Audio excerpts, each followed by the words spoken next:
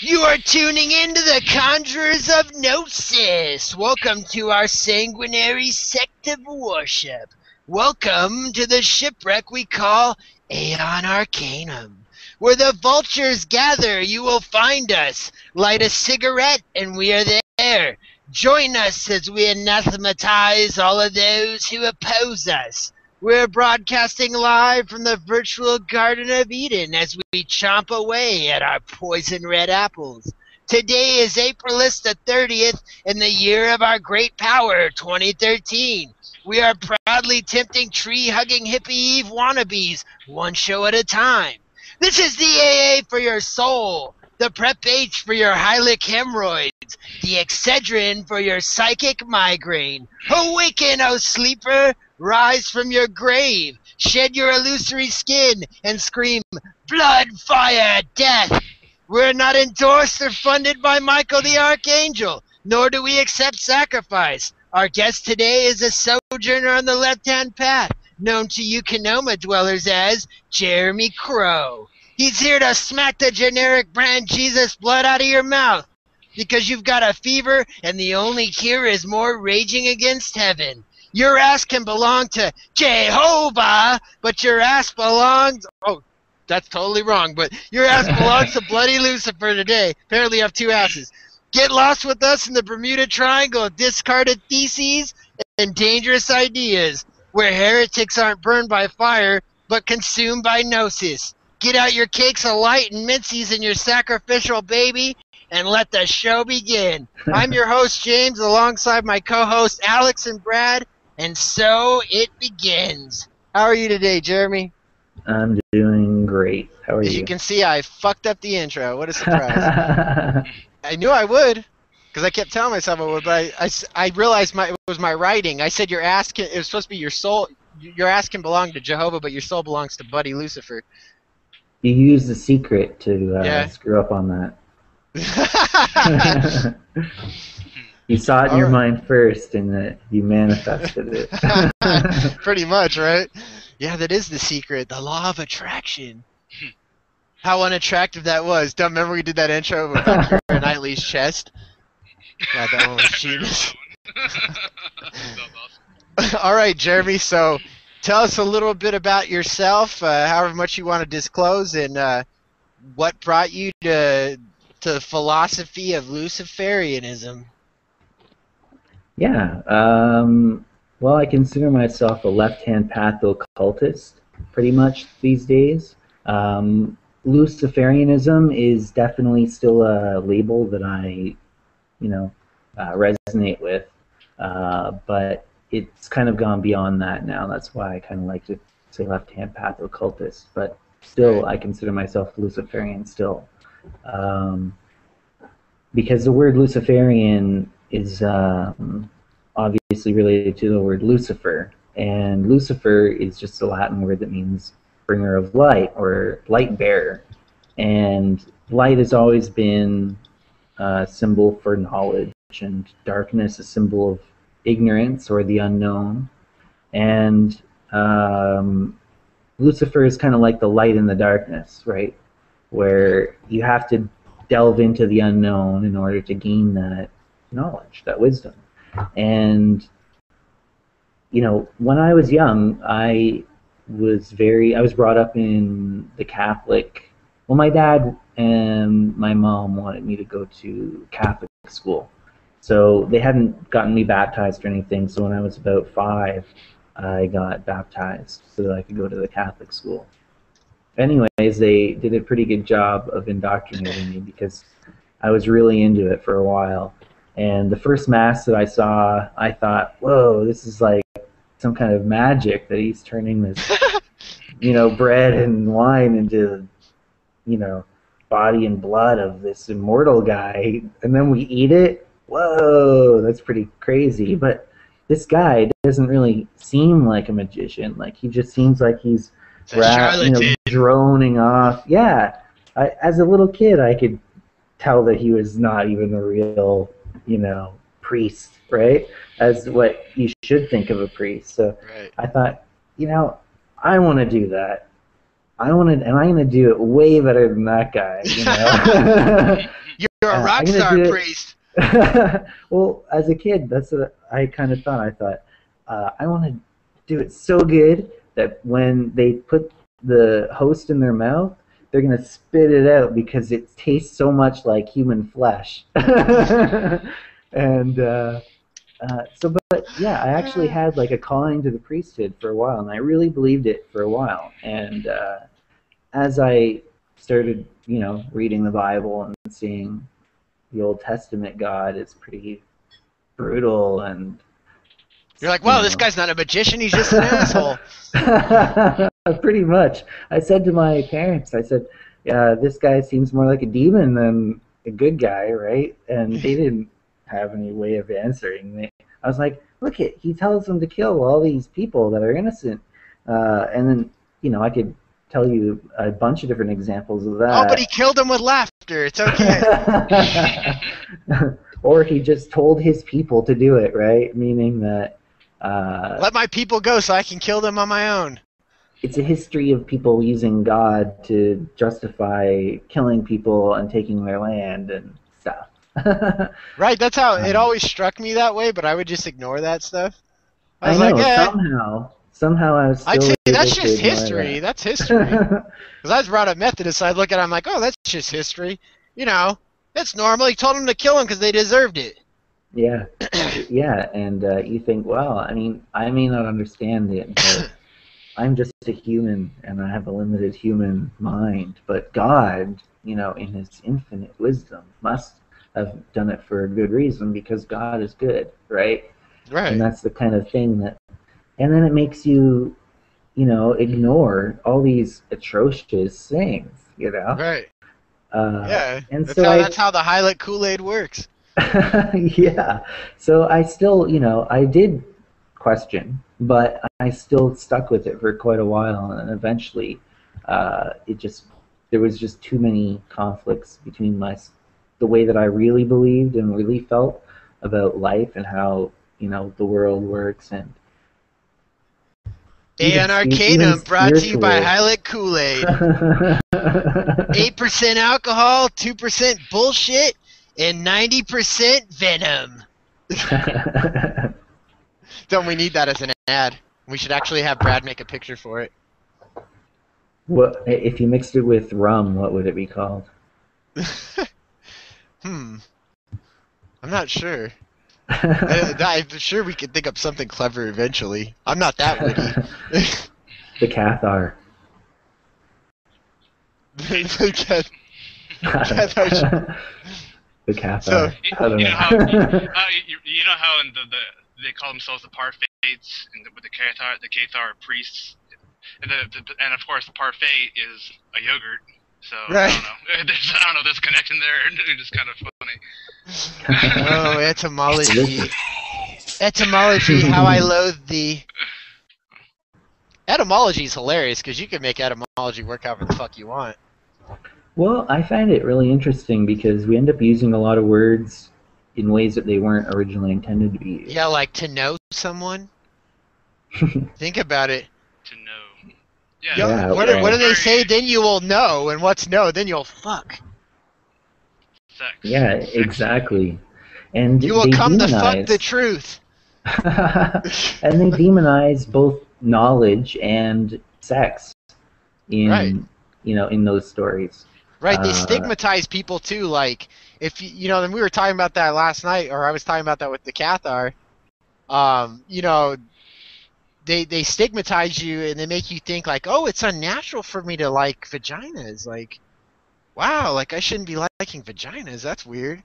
You know what I mean? Like they actually get you thinking shit like that. That's what they want you to think, and they want you to think like, oh, that's secular. This is secular arts of the devil, or whatever they come up with. Yeah. I've heard a lot of stuff that I've personally heard.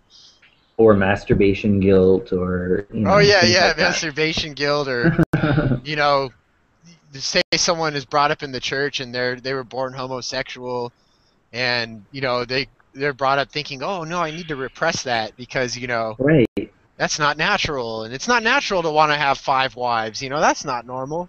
It's like, well, shit. I mean, maybe it is for some people. Yeah. Definitely. Yeah. Well, I don't know what else to say about that that isn't painfully obvious. Yeah, right. So, Alex, why don't you and Brad, whoever wants to go first, shoot Jeremy a question. Yeah, you call yourself a left-hand path occultist. Now, I was wondering what you thought about Aleister Crowley. I mean, first of all, like, I know you talked about that, but I was wondering if maybe were you part of the OTO at one point in your life, or I know you mentioned you were part of the Golden Dawns, but I was just curious whether you were part of that group or not. Yeah, I was a member of the OTO. I was actually, for a while, I just hung out with a lot of OTO members, and would do just group ritual with them, just as side things that weren't OTO related specifically. But like sacrificing babies and licking cats' butts. Did you make it to the 11th degree? No. I was officially a member for 9 months, but I was a very active member. We had a really, really active local body. It started out as the Oasis, which is the first level, and then we had gotten it up to the level of camp, and then it got shut down by head office for political reasons, which turned a lot of us off. And then a couple of the people stayed in, but most of us kind of left. Some people outright resigned, but most of us just went inactive, like myself. I'm inactive, but still technically, I guess, an inactive member. So, but yeah, I was a treasurer of a local body for probably about 6 months of my membership, and I was an officer in an initiation and things like that, and did a lot of the organization of the local body and activities and stuff. And we were very active. It was really fun. So you went above the degree of Merle, right? I'm assuming. That's the level that I was.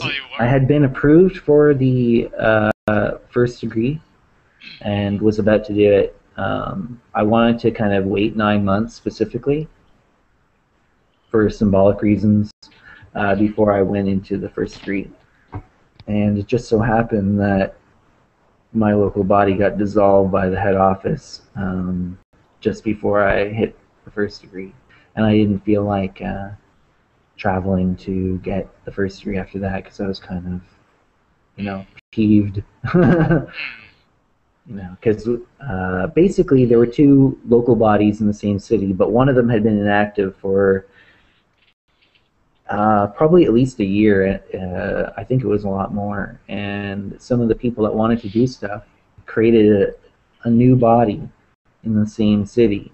And it was very active, and when I joined it, it was very active, and it just got more active as we went. And we had a lot of public meetings and a couple private meetings, and yeah, it was just booming. It was crazy. It was really fun and productive, but then it got shut down in favor of the older one that wasn't doing anything.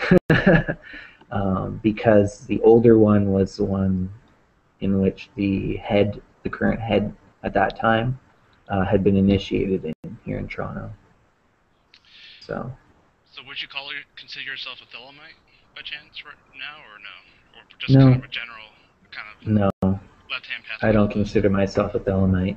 And I don't think that Thelemite is necessarily the left-hand path in the first place. Why do you say that? I'm just curious. It's like the Orthodoxy of Satanism. Well, Crowley himself warned against black magic. He talked about, giving every last drop of yourself to the cup of Babylon at the very end, basically. And he talked about the Black Brothers, who wanted to maintain their own ego or sense of self and not just give up everything into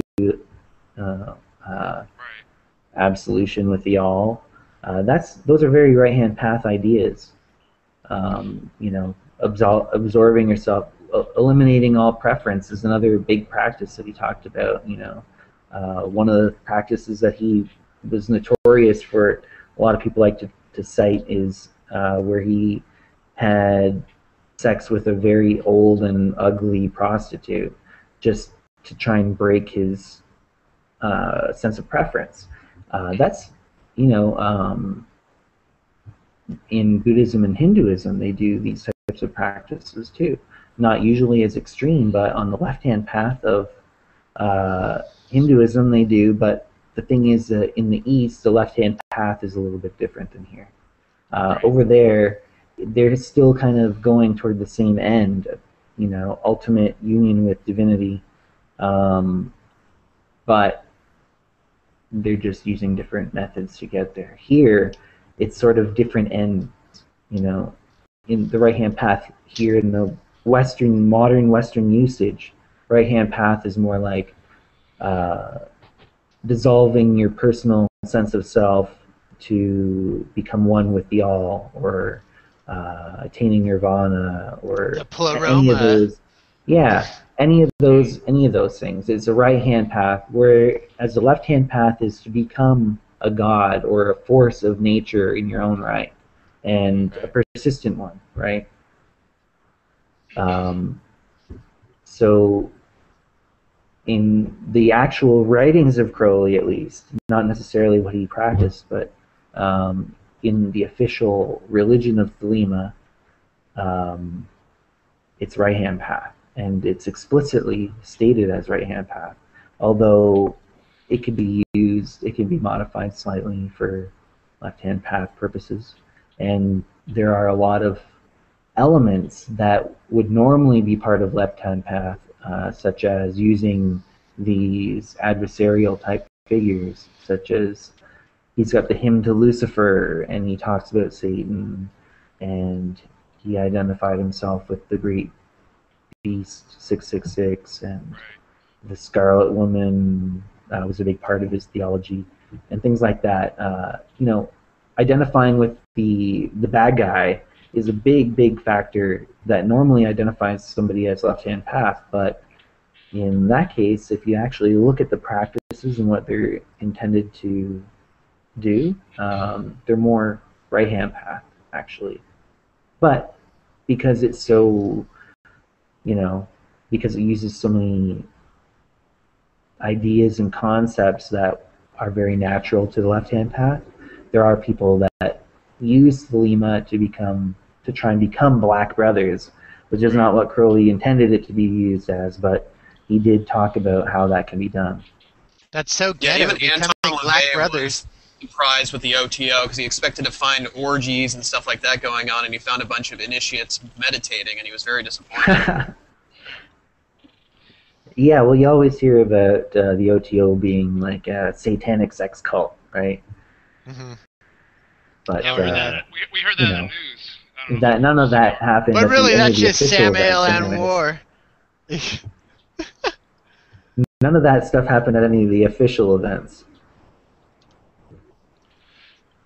Well, I actually attended Gnostic Mass once, and they actually, I was kind of surprised, but the way they used that, and they actually used the priest and the priestess during the ritual. I guess the priest actually performed cunnilingus on the priestess. I was kind of like, yeah, I was like, wow, okay. Listen, you sound like a doctor. I know, right? You didn't use the street slang for it. I mean, it's common for nudity to be involved, but right. that's That guy's not... white shut. By the way, do you like that movie? What do you think of that movie? That's a pretty cool movie.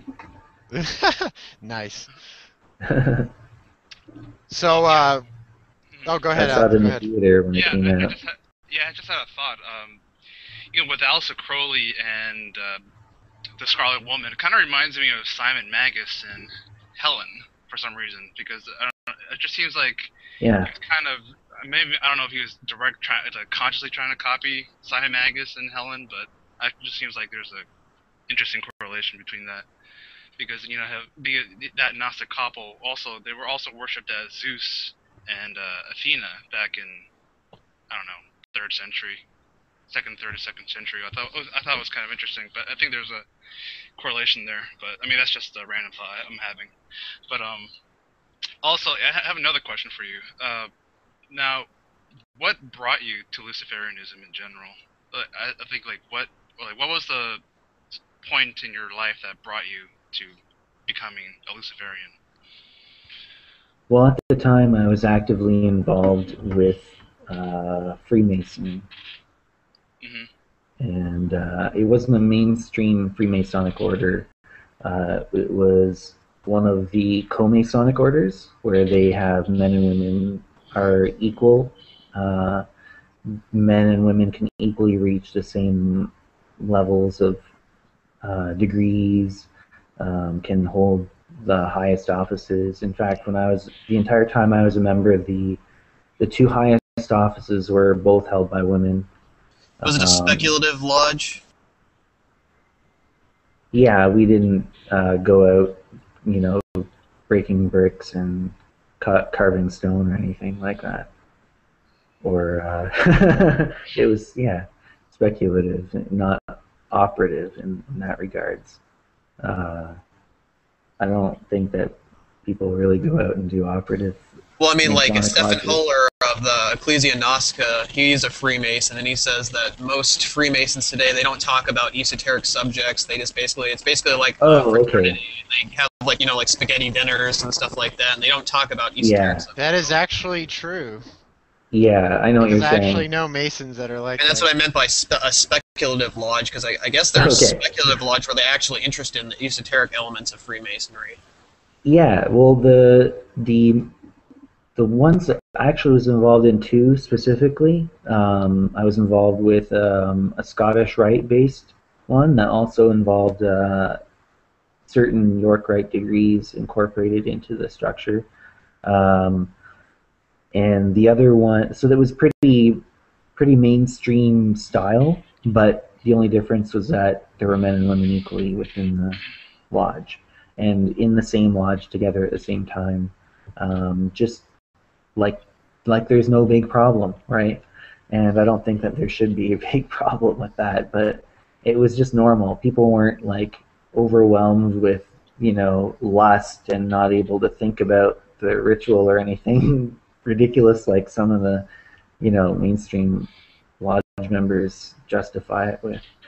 It was fine. There was nobody going nuts with the all male orders. Like those all male orders are like a ancient Christian monastery or an Eastern Orthodox gay monk marriage thing going on, where they leave their inheritance to their fellow monk, which is really that shares a room with them all their life. I mean, and in Roman times, if you left the ancient times, if you left your inheritance, like that was considered like the height of homosexual, leaving your inheritance to another man that's like around your age and stuff like this, as an adult.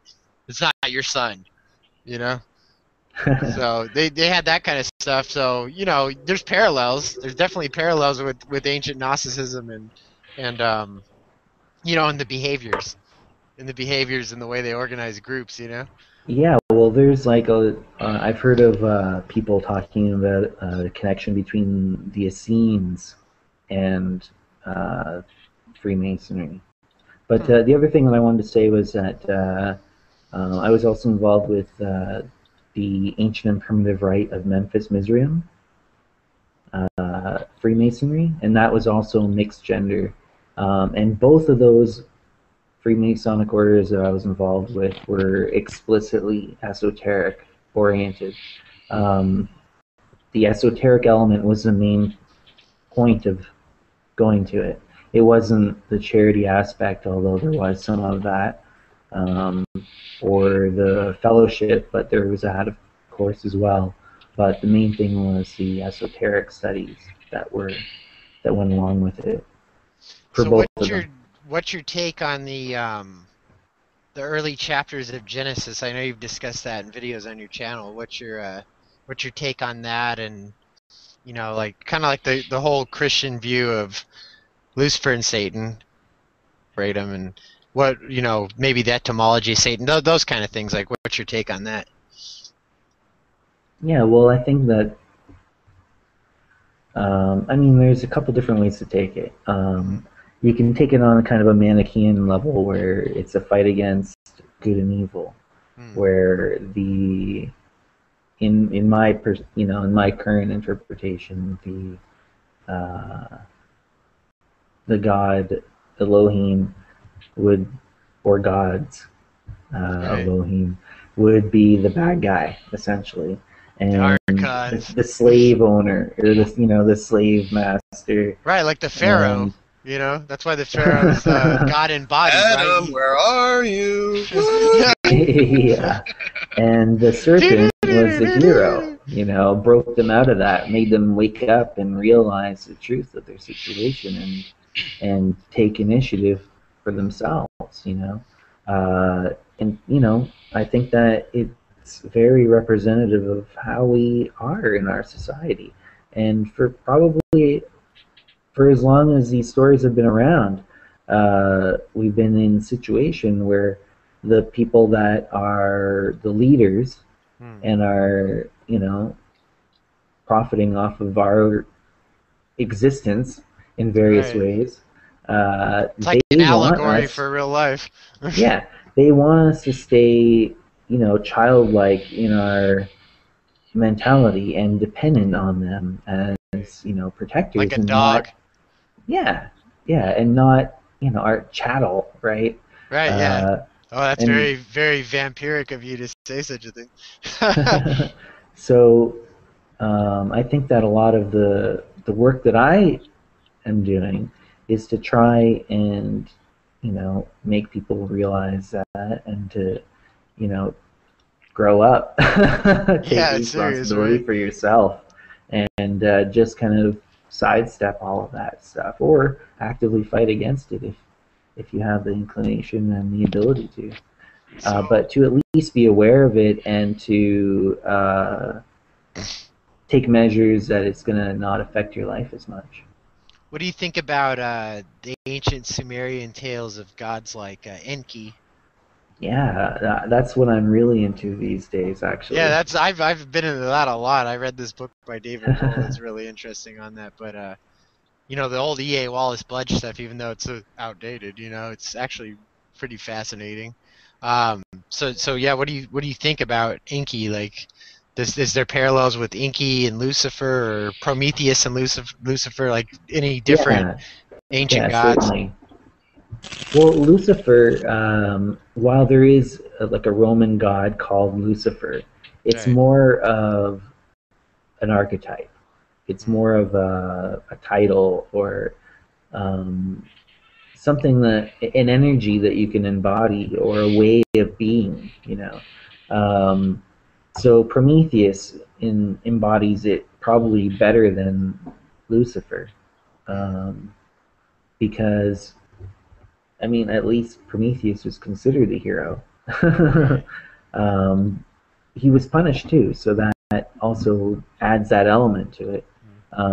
He was willing to suffer the consequences, and that breaking rules would mean, in order to, get that message out, to get the truth out there, get the knowledge out there for people to empower themselves with. Do you think the red pill in the Matrix was inspired by the apple? Prometheus, suffer for your nose.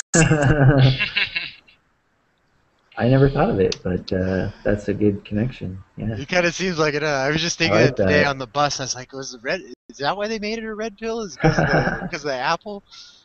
I thought it was because that was like one of them is like daytime NyQuil, and the other one is nighttime. Yeah, that makes more sense.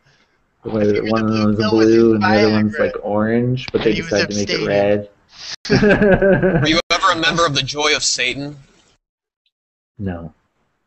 Do you know what I'm referring to? Yeah, I've heard of it. They're big into the whole Inky and Enlil thing. I don't really know a lot about them.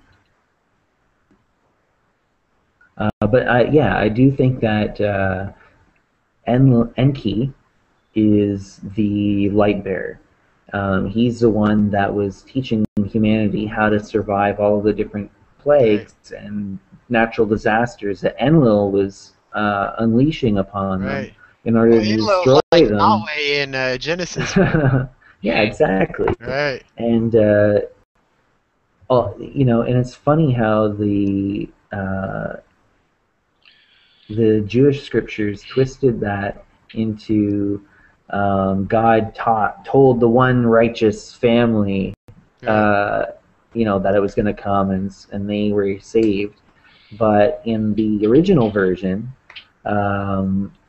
he was going to just destroy everybody, eliminate every single human. And then his brother came and told some people, and they were able to keep the human race alive. And the other ones too, like famine and things like that, but they didn't put that into the Noah story. They just kept it simple. What do you think about Thoth?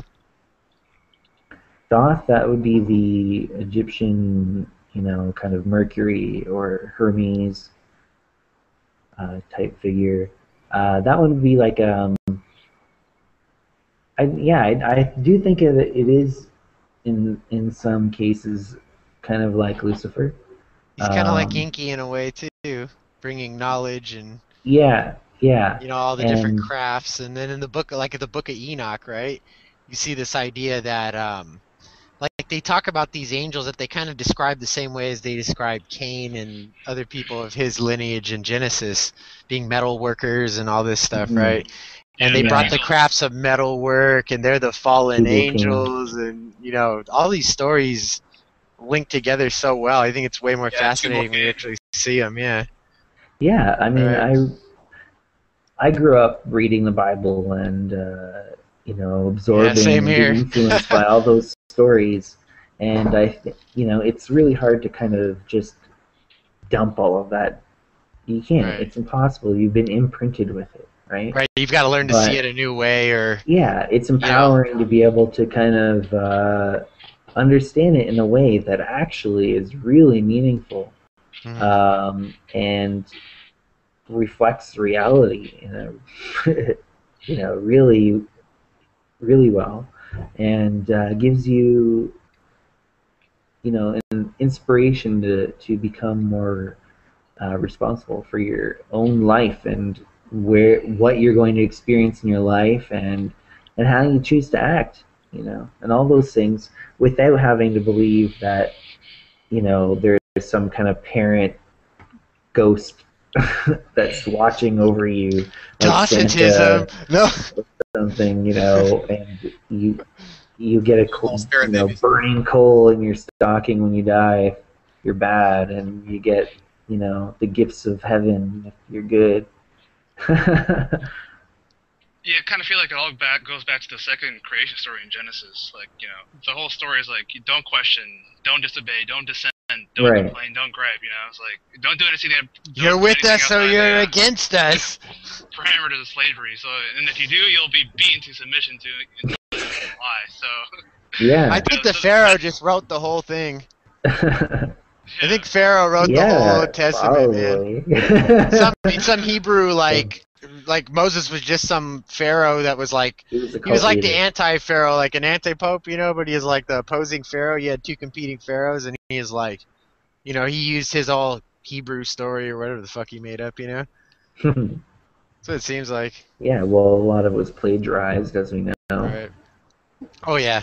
Definitely. Yeah, do you agree that the Book of Job is the worst explanation for suffering that you've ever read? Where he's questioning God, it's like, why are you doing this to me? And he's like, shut up, were you here when I created the world? Don't question me. It's a pretty interesting book. That's like how he talks to Isaiah and stuff too, right? He creates the light and evil. That's Jehovah's... Oh, yeah. He creates good and evil, and then Irenaeus says, no, our God's not responsible for evil. This is a disclaimer on the Old Testament. I'm glad that book made it into the Bible. Yeah, it also talks about the king of Babylon as well. Of course, he's referenced as Lucifer. In Isaiah, yeah. In Isaiah, yeah. Yeah, but Job is really interesting because that Brad brought up. It's like all about you're gonna obey what I say, and then if you don't like my judgments, then you can go fuck off. Then hit the bricks, kid. See, yeah. See, See? look, Satan, look, he's still bowing before me. He's still I'm a Gnostic, see? So he's still licking my balls. See. Yeah, exactly. What do you think about the conversation between Satan and Jesus in the Gospel of Matthew? It's himself. You think the he's talking same to himself? Person. Yeah, he's talking to himself, obviously. I think it's. That's I what it think sounds it's like. clear. It sounds like how I think some days, where I'm like, I've got my one voice saying one thing and the other one saying that, and I'm just looking at, the alternatives and whatever, But that story's weird though, because if you look in the Clementine Homilies or Recognitions, one of them, they actually add more to that story. I need to look into that later for our future Simon Magus episode, but they add some stuff into that. It's pretty interesting. Really? But we won't get into that. But I wanted Alex this is to what know. Jesus should have said. Right. They add to actually, it's interesting the idea of Satan being the shadow of Jesus. Right. And Like what a is the Daemon. shadow? All of the parts of yourself that you kind of denied, Yeah. or are afraid of. And he was afraid of his own power, in a sense, right? He was afraid. Right, because you're afraid you're gonna do that. Like you deny. You're like, oh, I'm not doing a terrible job at work. No, it'll never catch up to me. I'm not drinking too much. That'll never catch up to me. And then it does. It is kind of like a voice like that. So okay, segueing from that, what do you think of the daimon like you find in Plato and Socrates, or the familiar spirit of Simon Magus? Those are kind of the same thing. The holy guardian angel and Thelema. Right, the guardian angel. Mm-hmm. So what do you think of that concept? Because that's pretty much I tied to what you're saying. I definitely have a lot of ideas about that. Before we go on to that, and it ties right in, I want to say that, how on the cross, when Jesus is on the cross at the end, and they say, at least in Catholicism, they say that he took on all of the sins of the world, right? So that's basically the shadow. He's like the animus. Oh yeah, makes sense. And he's like the spirit of the world, and he's taking upon the shadow of the world, and he's integrated. He's absorbed it. He's taken it on, and he's integrated it. So Jesus and Satan become one in that moment, right. and I guess in that sense, and at that point he's complete in himself, and he doesn't need any kind of guardian spirit or genius or whatever, and he says, "Oh God, why have you forsaken me?" Because he's on his own. He's complete now on his own. Right. In a sense, he's attained kind of that. Yeah, Carl Jung was actually friends. I think he was a Catholic priest, and the Catholic priest was really intrigued with his ideas about like the quaternity instead of a trinity. But then when he started hearing about Jung's ideas about Satan being the shadow of Christ, then he started having disagreements with him. He's like, no, I cannot accept that. Yeah, I think that essentially, to become complete and whole person, you have to accept the light side of the Force and the dark side of the Force. I love it. May the 4th be with you. I can't wait for the May the 4th. We have to do an episode on May the 4th. I want that in the intro. That's actually the Star Wars holiday. I mean, don't deny any part of yourself. Just understand it and give it expression in a way that will further you. Yourself. Yeah. You gotta express it in a way that'll further you, and not let it control you. Right. Learn to highlight your strengths and learn to accept your weaknesses. Yeah, and even if it's some people will even get obsessed with something that they think is all altruistic or whatever, and it may be. Cough, I ran. That doesn't mean, but that doesn't mean that you should be obsessed with it. Everything in its proper time and place. Right, yeah, don't be obsessed with anything. It's very stoic of you, everything you just said. Well, it's not like how the fourth way sees ritual and psychodrama anyway, is that instead of actually going out and attacking somebody because you're frustrated, you use destruction rituals and stuff like that in order to express that energy. Instead of my destruction ritual is Call of Duty.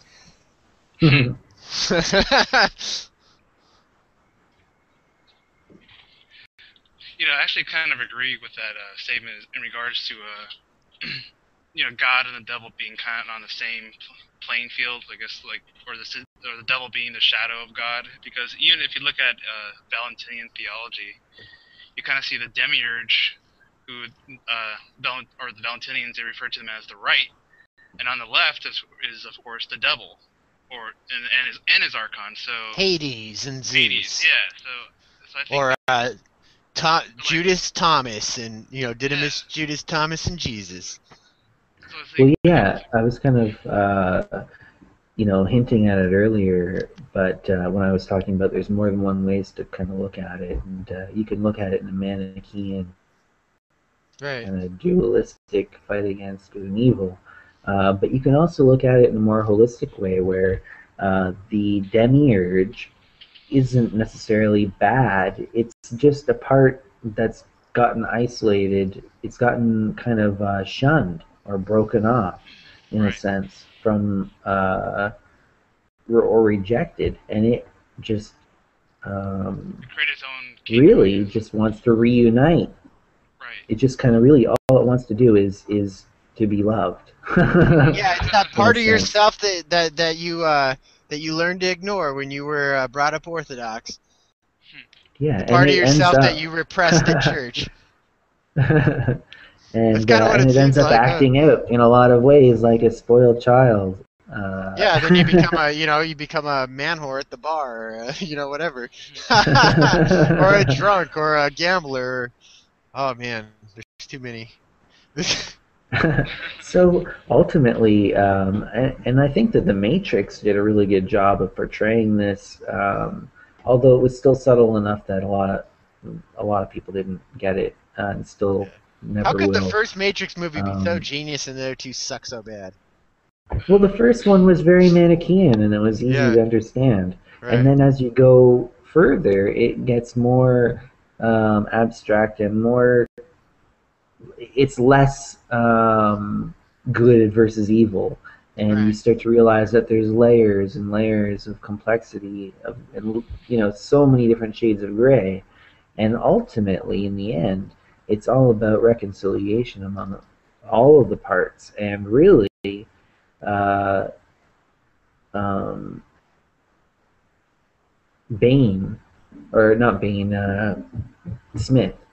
Smith ends up being, obviously, he's a shadow of Neo. Were you just thinking of Batman? No, Bane is the human guy that gets taken over by Smith okay. in Zion. Right. I forgot about so that's why I was thinking about that. Batman's very esoteric, too. At least the last three of them were. Yeah, those are the really last good two in the trilogy. It's very theosophical. Oh, yeah. What's your take on Helena Blavatsky? A.K.A. Helena Troy. Well, my bishop, when I was actively involved with the Gnostic Church, he was vice president of the Theosophical Society of Canada, and so I ended up attending a bunch of the meetings of the Theosophical Society and studying a bunch of things like that, but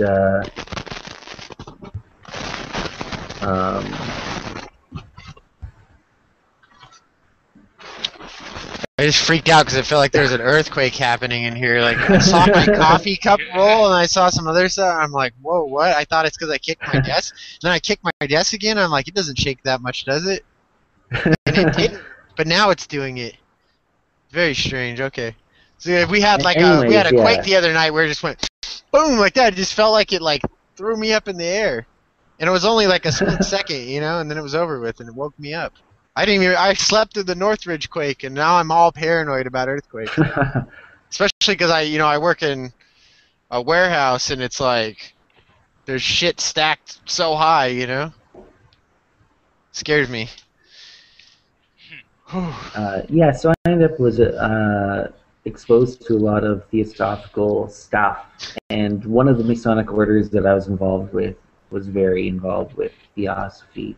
A lot of the top members were in the esoteric school within Theosophical Society, and they didn't eat meat and things like that because you have to be a vegetarian to be a member of the inner circle of Theosophical Society and things like that. So I was exposed to a lot of that stuff, but I just never got into it. I attended meetings here in Toronto for a while too, and the guys were okay, but I just couldn't get into it. I don't know. It might have been all the Eastern stuff. I do like a lot of Eastern things, but just using a crapload of terminology. Yeah. Are you eagerly anticipating the coming of Maitreya?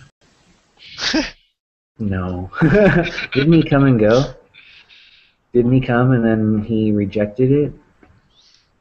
Yeah, I think No, wasn't that Krishnamurti? He was supposed to be Maitreya, and then he did not. And then he exactly. Yeah.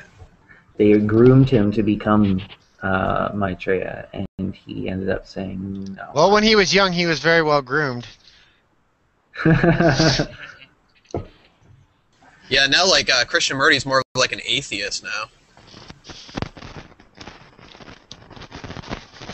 I feel like the way he talks to people when he's interviewed is hilarious because like him and Ayn Rand basically are like the same pompous assholes. Like basically him and Ayn Rand are just pompous pricks to me. They're like, well, no, you don't understand anything I say. No, well, clearly you have one brain cell in your head. Like that's like how they talk to people. I'm like, no wonder they can't get their point across because they spend all their time insulting people. They just remind me of a really angry, disgruntled customer who's not really a customer, they're a loiterer, and they never really buy anything, but then they tell you about how, the company needs to improve this and improve that, but they don't do anything to improve the company themselves. You were the chosen one! Ayn Rand was on drugs quite a bit when she was interviewed, so that explains some of Yeah, she looks like a fucking troll. Yeah. Okay, but now that we're done insulting Ayn Rand and other people, which makes us look very, Hey, very you better bad. be careful if you talk about Ayn Rand around Robert M. Price, because he's an objectivist. Oh no! Really? Uh-oh. At least he doesn't worship at the shrine of the severed penis of Rasputin.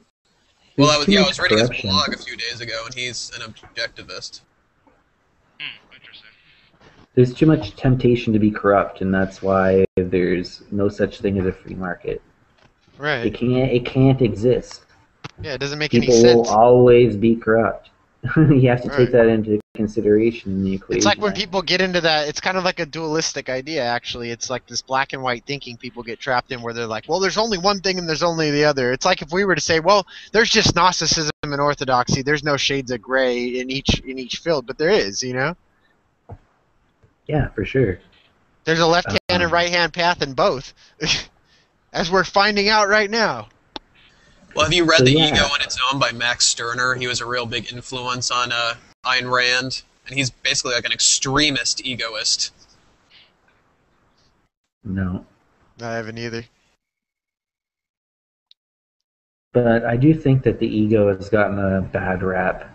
Oh, yeah, no, the ego is a good thing, in a sense. It's like if it's under control, like if you understand it. I mean, I guess that's the how you could say it. original way that it was used, I mean, that's a concept Freud came up with, or that's a term that he used to describe the part of yourself that is unique in the Right. world.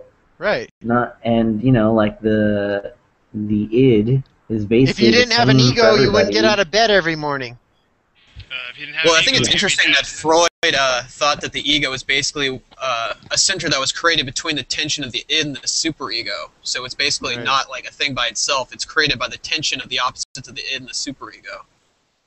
Right, so it's kind of like the Hegelian dialectic. Like you got the thesis, antitheses, and you've got the synthesis. Yeah. The synthesis. Yeah.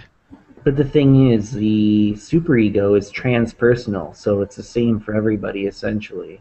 Mm-hmm. The id, it's the innate animal instinct of our species, so that's not really that unique either.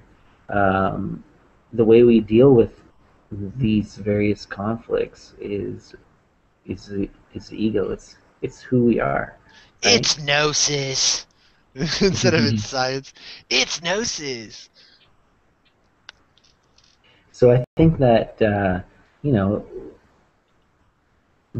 is the part of yourself that is the most precious. It's the most unique. The rest of it's a dime a dozen. It's like how many seeds fly off of a tree before one of them germinates. Right. It's a good way to put it. Yeah, and whenever people start talking about killing your ego and all this kind of stuff, I mean, it might make sense maybe on a symbolic level, but when people talk about killing your ego, I mean, it actually kind of means like killing yourself. Like, I'll just took a gun. Yeah, it's like killing all your ambition and Like the thing is, this is one of the things that I think that a lot of the stories of the Old Testament were designed to do.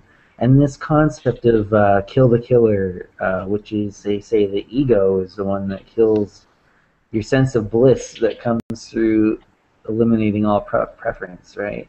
Right, it gives value to life.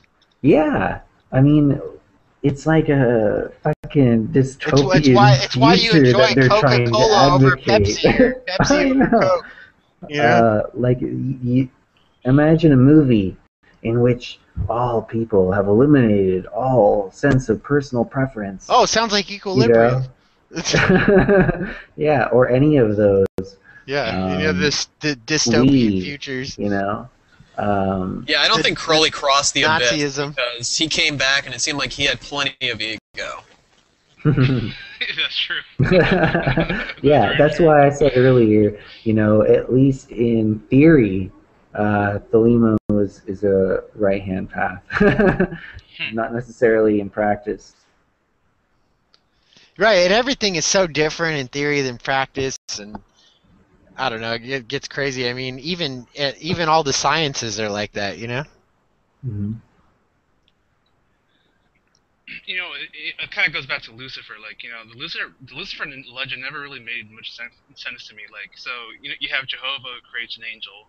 The angel gets sick of being his slave, so he rebels and he gets cast out of heaven. Yeah, and then the whole time, like, supposed to sympathize with Jehovah, not Lucifer. Like, when did this occur, too? Like, this is what makes no sense. Like, it's either, like, you have this idea that in Genesis, like, Adam and Eve, this is occurring in time, or this realm or something, and then that's occurring in the other realm during that time in eternity. Or there's the idea, like, if you were to read Revelation, you'd say, oh, well, if that part, like Revelation 12, if that's talking about Jesus being born, oh, then the fall from heaven happened at the birth of Jesus. Or that war in heaven happened at the birth of Jesus. Wait, didn't it happen to Adam and Eve? Wait, are you saying Jesus was born in the time of Adam? Wait, is he Adam? Oh, yeah, he's the first Adam, but he's the second Adam. So you see stuff like that, and it's all kind of confused. It's kind of like all this crap's happening at the same time in this this writer's mind, whoever's writing Revelation. It's very strange, like it just doesn't fit into time and space. Yeah. Well, it's like the language of the birds, or the green language. Yeah. It's like the language of the subconscious, right. Symbols. Yeah, I mean, that's always been kind of like my problem with Orthodox Christianity or Judeo-Christianity. I mean, it's kind of more of a religion of slave mentality, in my opinion. And I think a lot of, people on the left hand will agree with me on that. I mean, like, what being would want to lick God's balls for all eternity, Yeah, and 24 hours a day they were saying, holy, holy, holy Lord. Yeah, holy art thou. Holy, hell, this is boring. No, I don't see why anybody would want to join a church, because you can't have your own opinions at all. Right. You're just You can have them worshiping God all day, 24 hours a day. What? That's like, what they repress the most in Trinity church. Is that? Jesus. That's kind of like, think about it. Your opinions are kind of part of your familiar spirit in a way too. It's you know, you've got these or your Atlantean spirit if you want to get into Socrates, but it's kind of like those opinions are such a big, you know, part of yourself. And when you're at church, you're having to repress the opinions, so therefore you're repressing yourself altogether, you know? Well, it's about conformity. I mean, why else would they even call you a sheep? Outright. That's one of the things. Yeah, they outright call you that. Me. It's funny because there's this stuff about goats and sheep and all that stuff, right? They make this goat like this bad thing. But in the Old Testament, the goat is what they sacrifice to get rid of sins. They don't sacrifice a sheep. Without goats are the martyrs, not the sheep. So without a goat, they're out the creek. True.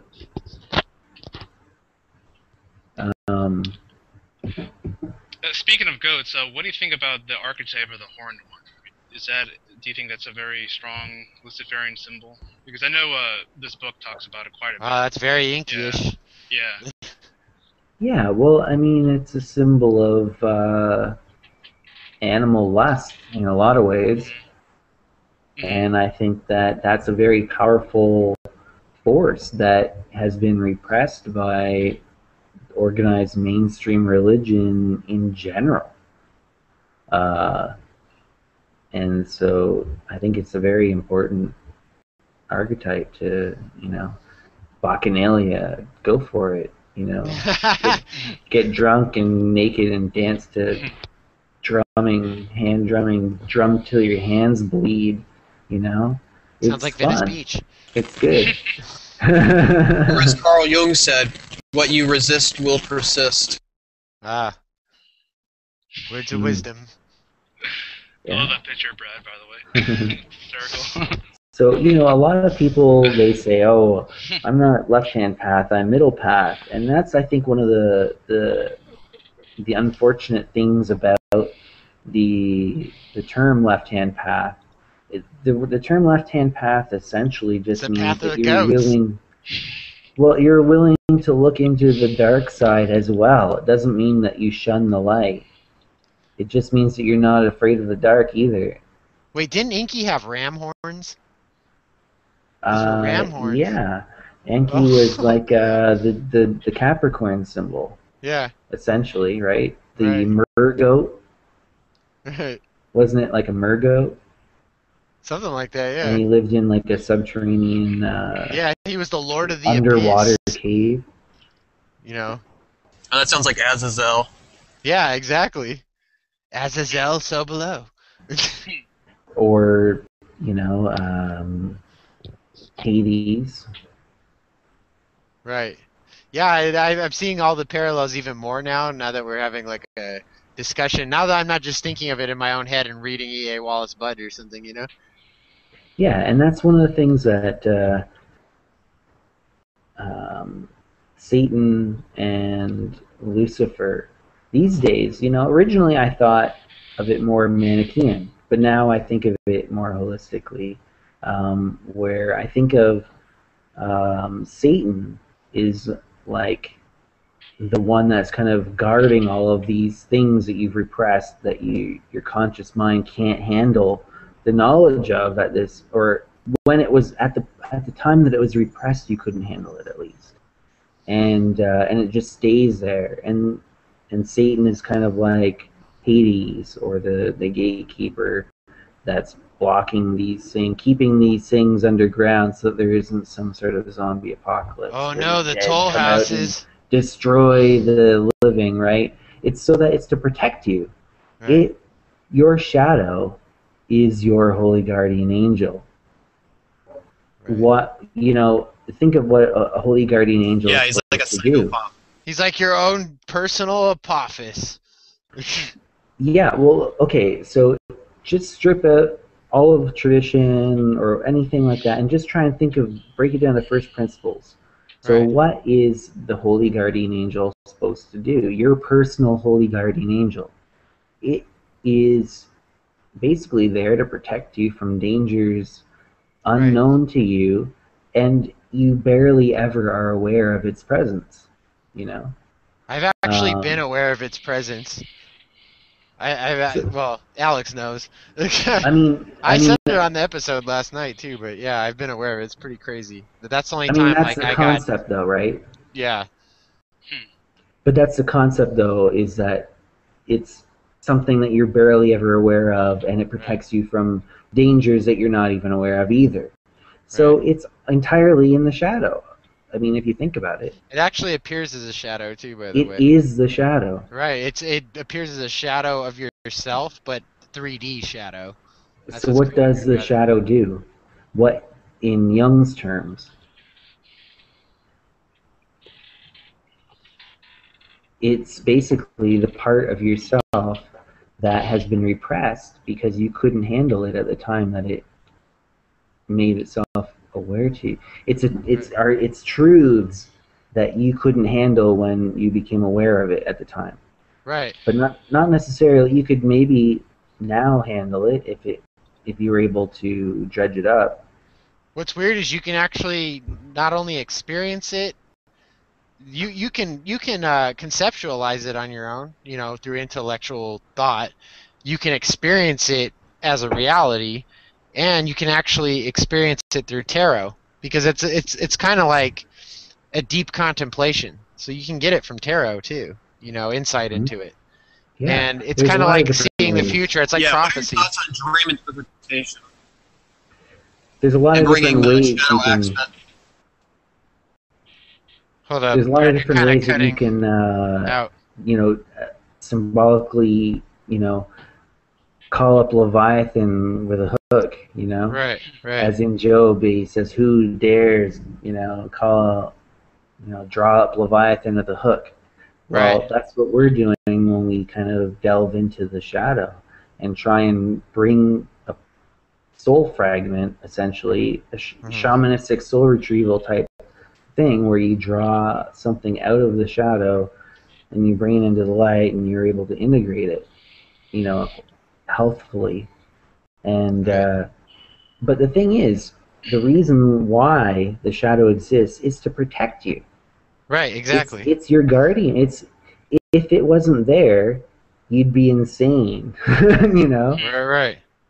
You couldn't handle it at the time when you first encountered it, and that's why it turned into the shadow. Oh, I couldn't handle it when I first encountered it. It scared the crap out of me.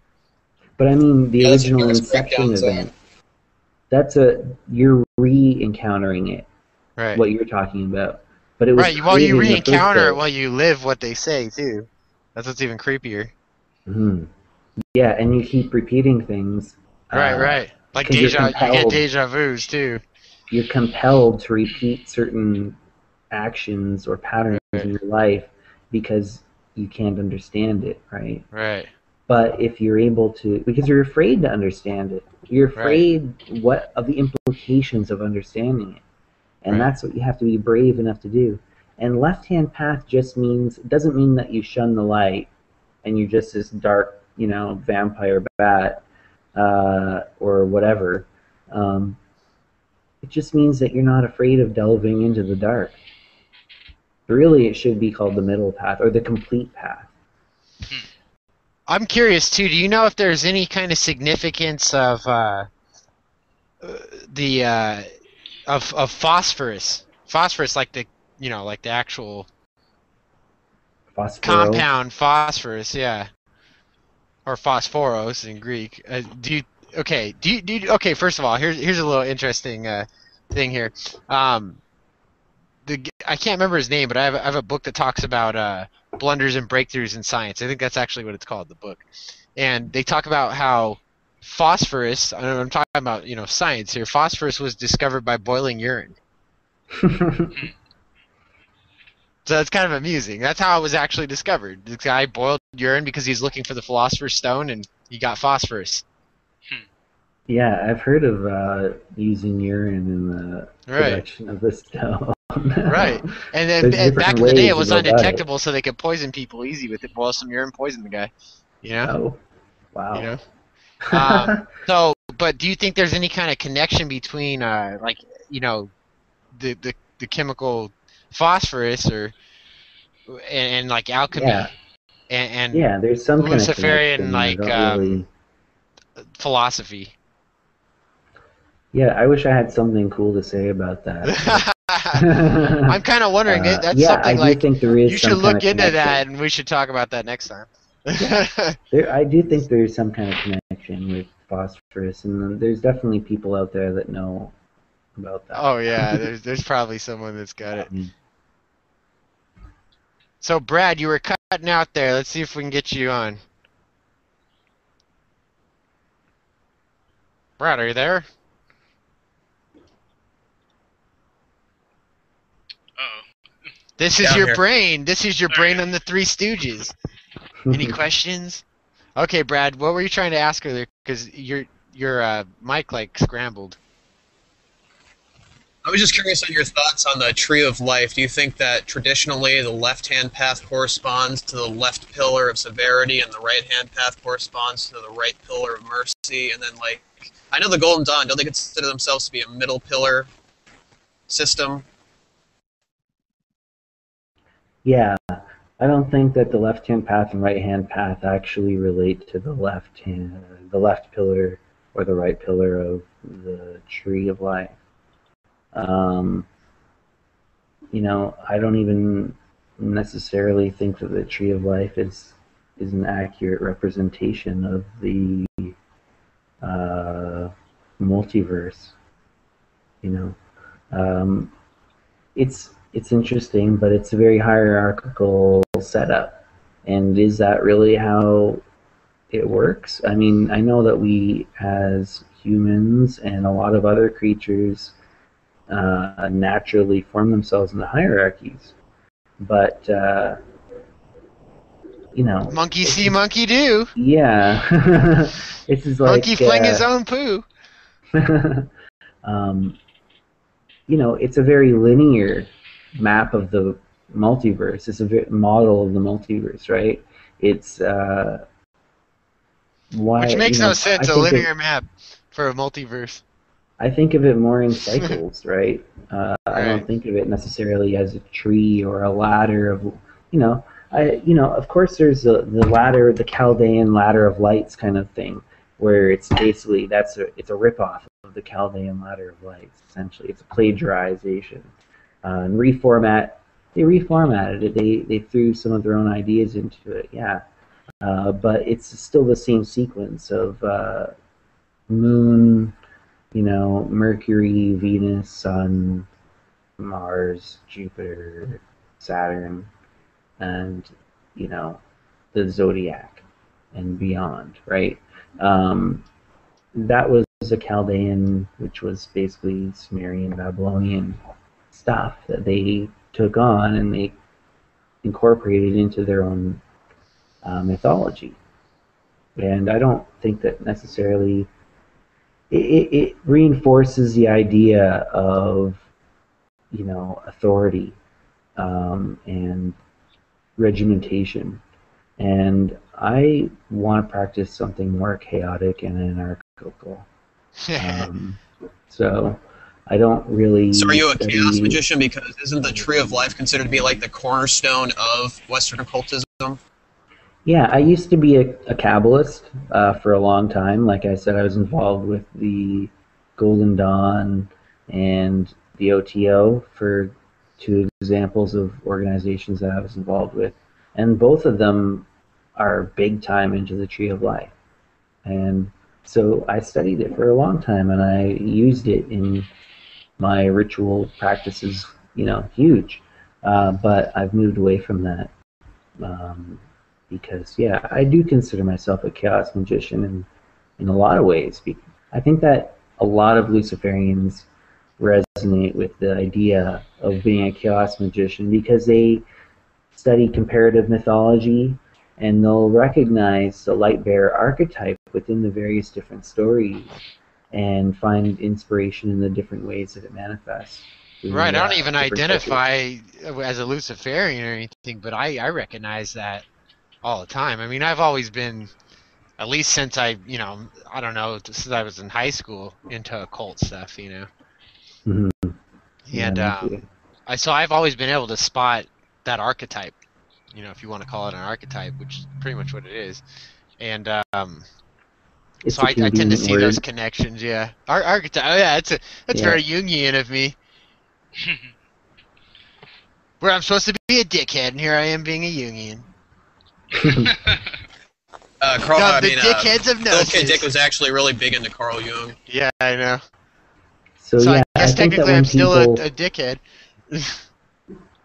so when people who are into like Satanism and Luciferianism and left-hand path philosophies, Setianism or whatever, when they study like the Qliphoth or the inverse tree of life and the tunnels that was set and things like that, it's interesting because but it's still within that same paradigm.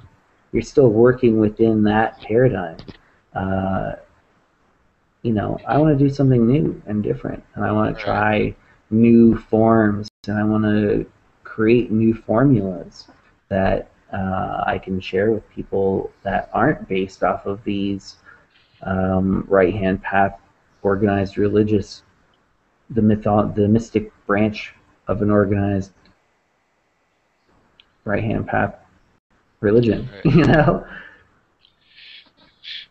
So is there a big difference between Satanism and Luciferianism?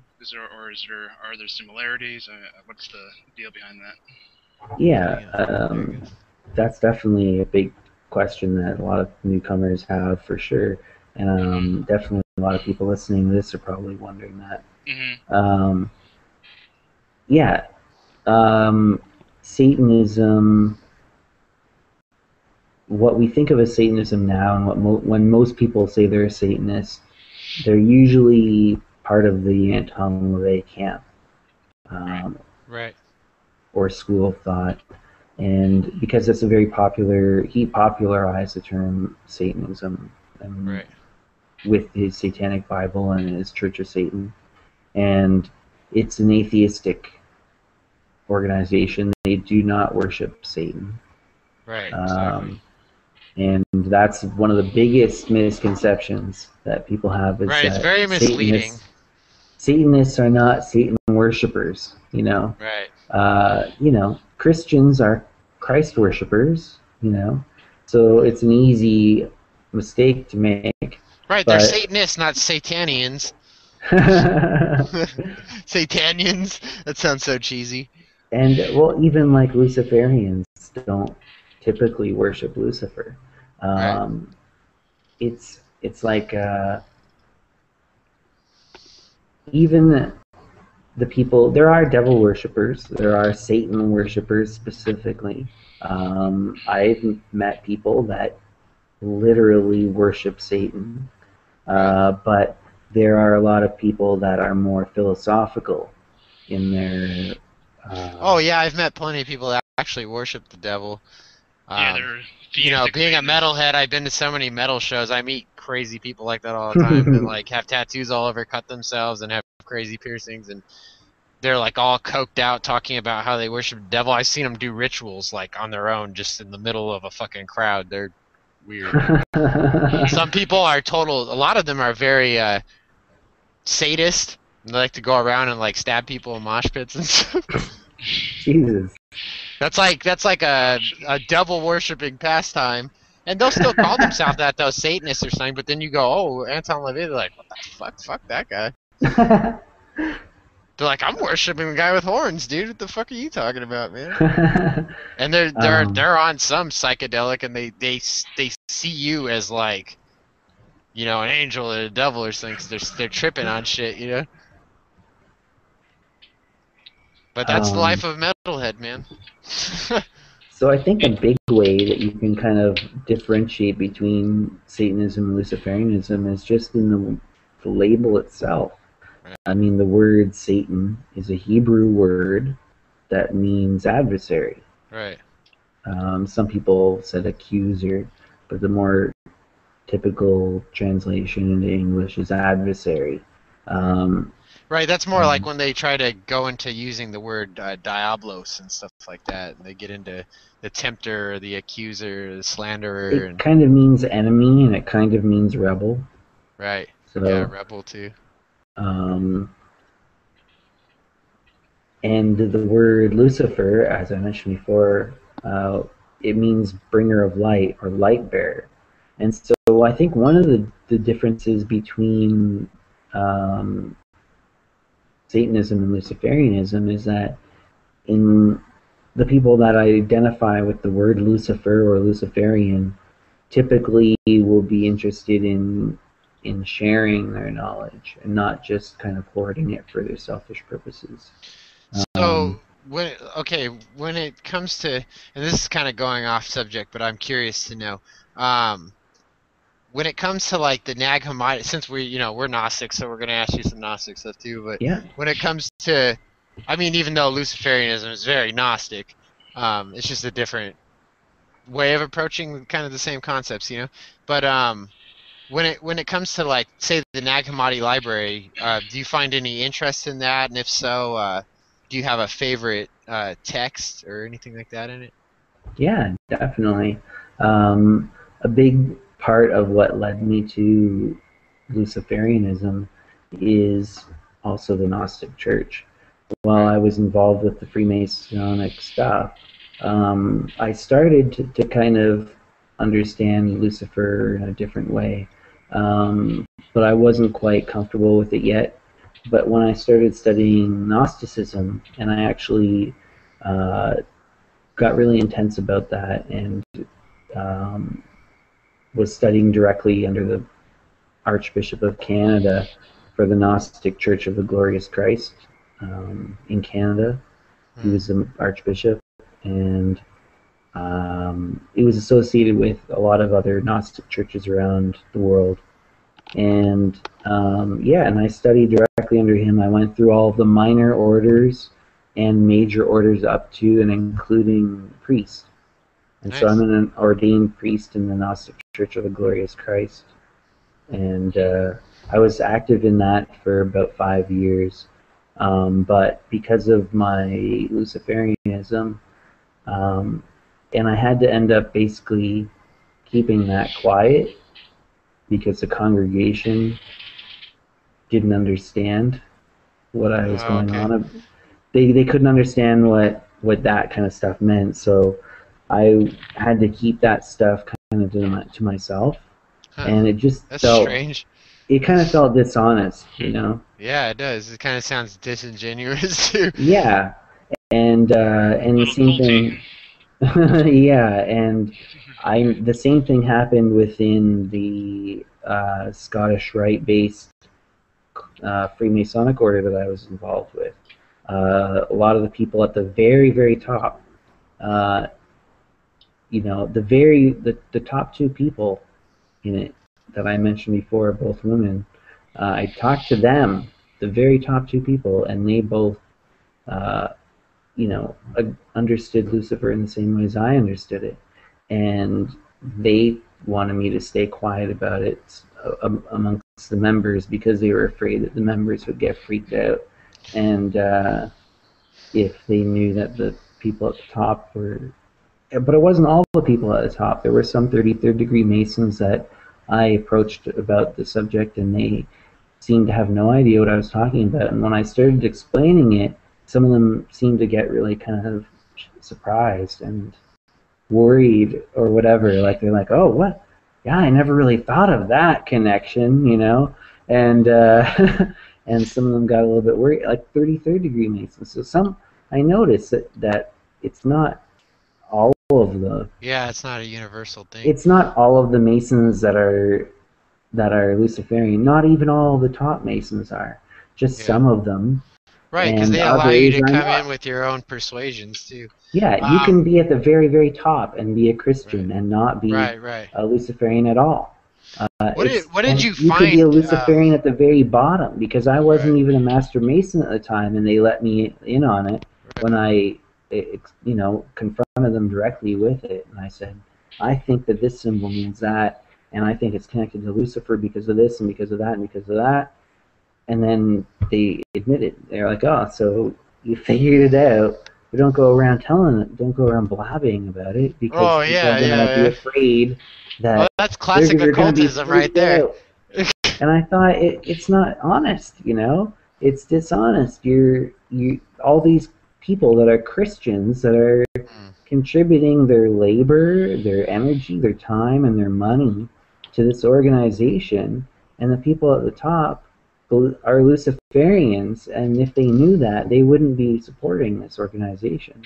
And so, but they don't talk about it because they want that support. And I wasn't into it. I was like, you know what, I'm out of here.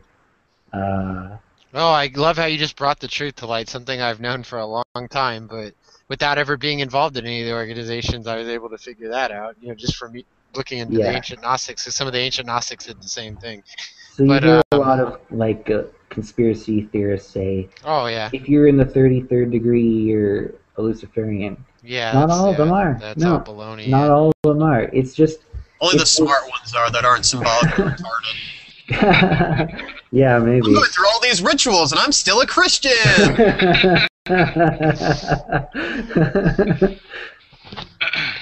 It kind of reminds me of that Albert Pike quote. Everyone, claims that he's like a big Luciferian and all this kind of stuff, but it kind of reads more Albert Pike. Albert Pike. He reads more like a pagan philosopher to me. I don't think he's. Oh yeah. He's got some interesting ideas, and the way he talks about Lucifer is more in line with, that Gnostic interpretation of Lucifer as the light bringer. What did you find in the Nag Hammadi library? In specific that you found. Thomas was my favorite. That's my favorite too, actually. They're like Zen poems, and the first time you read them, you're like, "What in the heck are they?" Well, what ideas on you start to kind of be like, "Oh, What ideas really on cool idea. What ideas on Lucifer, Satan, and the serpent did you keep with you from the Nag Hammadi text, or maybe the Gospel of Judas, or just anything like the hypostasis of the archons? One of Alex's favorites. That one is really cool. And another one that's very similar, on the origins of the world, I think it's called. Another one of his favorites. Yeah, I'm actually writing. Both of those are very cool. And I found both of those very inspiring. And I like the idea that there's this God Most High. And it's kind of like what I think of as God Most High. I don't like to talk about the concept of the higher self. I don't associate the Holy Guardian Angel with the higher self. Holy Guardian Angel is the shadow. The part that is repressing the disturbing... it's the true self. Or fearful parts of yourself that you can't accept yet. Right. That's the Holy Guardian Angel. It's protecting you from those things that you can't handle or you couldn't handle at one point. And it's up to you to go back through it and deal with them as you can, because now you can probably deal with most of it. If you don't deal with it all at once, you deal with it a bit at a time. But where was I going with this? Okay, we lost track. Hey, don't feel bad. That happens here at Aeon Arcanum. The Bermuda Triangle of dangerous ideas. So, the idea that there's a God Most High, and I think of it kind of as like the complete harmonized self. I don't think that there's a higher self and a lower self. I like how you picked the word harmonized. That's interesting, because in music, being the Pythagorean I am, the musician, with music we have the triad, which is a harmony. It's a chord. It's three notes that are in harmony, right? A root, a third, and a fifth, or perfect fifth. When you get that, you're in harmony, and then you drop. I think it's the fifth, and then you become. No, it's not the fifth. It's the third. You change the third, and the third, it will make it disharmonic, or not harmonic, right? Aharmonic, and so that makes it dissonant. What you would call dissonant. And so when you've got those three notes, they're working in harmony. It's kind of weird, because then you've got that Trinity idea in there. This Starting harmony, to sound you like know. Paul Foster Case. Who's that? The head of the DOTA, or the founder of the DOTA, the builders of the Aeon. Yeah, I'm I'm actually very secretly Pythagorean. I don't like to talk about it a lot, but and I have grimoires for music. I actually have grimoires. I have them. Yeah, you're like 4 of them. Pythagorean because they're being persecuted to this day. No, we're still Pythagoreans. We just don't talk about it. Yeah, I'm involved in a musical project too called Pleasure the Priestess. Yeah, I know you do music. Yeah, it's. I remember catching that about you in your videos. That's cool. Yeah, it's really fun. I write some stuff here and there, but I have nerve damage, so I can't really play as much now. You couldn't tell by looking at me, but I'm numb from like there all the way through here. Oh wow! Can't feel anything. I can still move it. I can still play. I had to rehabilitate it to where I could actually play again, But sometimes it kind of, I don't know, feels weird or hurts or, it goes in and out. But I think all that Pythagorean stuff's interesting. A lot of people talk about this higher self and lower self, and that implies judgment, right?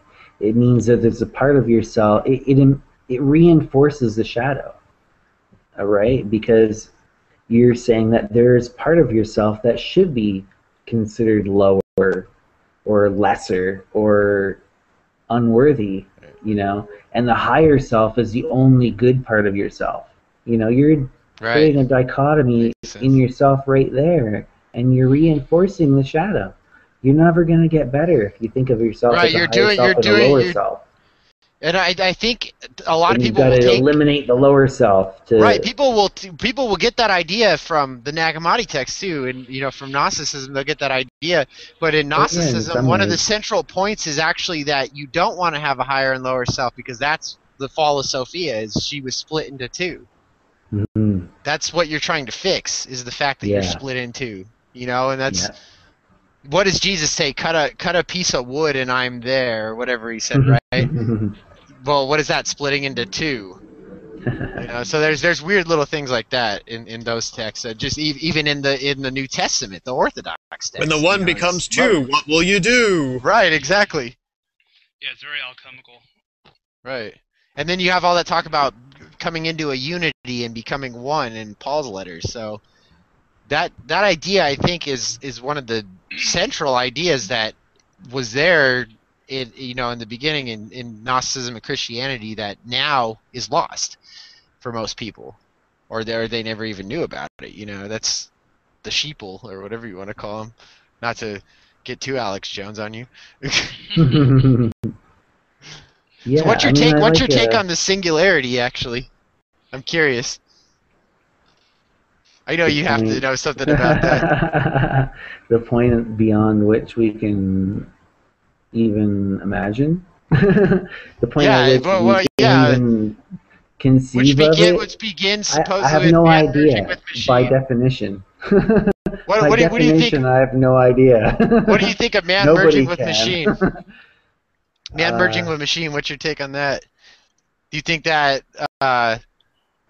Do you think that would be a good thing or bad thing, or I don't know. How do you see it?